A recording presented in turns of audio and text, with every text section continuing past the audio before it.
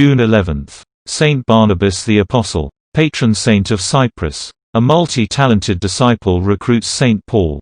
St Barnabas the Apostle was an apostle in the exact same sense in which St. Paul was an apostle. St. Barnabas was not one of the 12 original followers of Christ, nor a replacement for one of the 12, like St. Matthias. But the term the 12 quickly disappeared after the Gospel events, because the 12 themselves propagated into dozens, hundreds, and then thousands of successor apostles, known alternatively as episkopoi, or presbyteroi, overseers, or elders. Saint Barnabas is among that generation of Christian leaders, whose name first surfaces immediately after the resurrection. So, although he was not in the circle of the 12, he stood in the next outer ring. The Acts of the Apostles explains, then Barnabas went to Tarsus, to look for Saul, and when he had found him, he brought him to Antioch. So it was, that for an entire year, they met with the church, and taught a great many people, and it was in Antioch, that the disciples were first called Christians. Acts chapter 11 verses 25–26. We owe St. Barnabas, then, the credit for the word Christian as the standard description of the followers of Jesus Christ. The persecution, and martyrdom of St. Stephen, forced many Christian leaders to flee Jerusalem. When news of this came to the ears of the church in Jerusalem, they sent Barnabas to Antioch.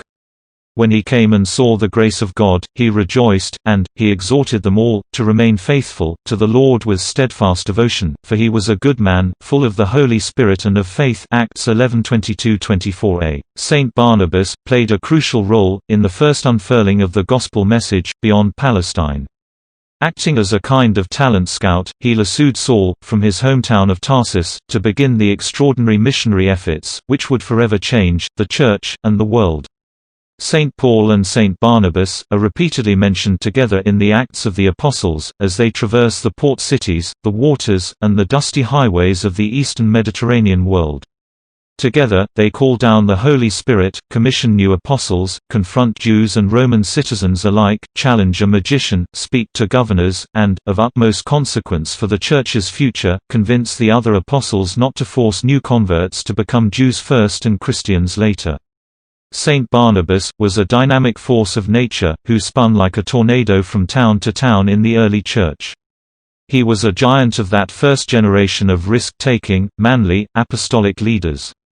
Barnabas' absence at Paul's side in his hour of need is a clue that Barnabas is likely dead by the year 62.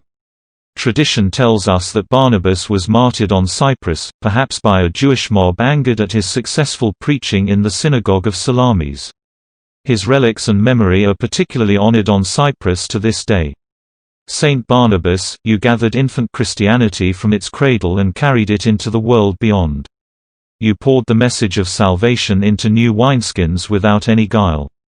May all Christians be so confident, so convincing, and so successful through your intercession.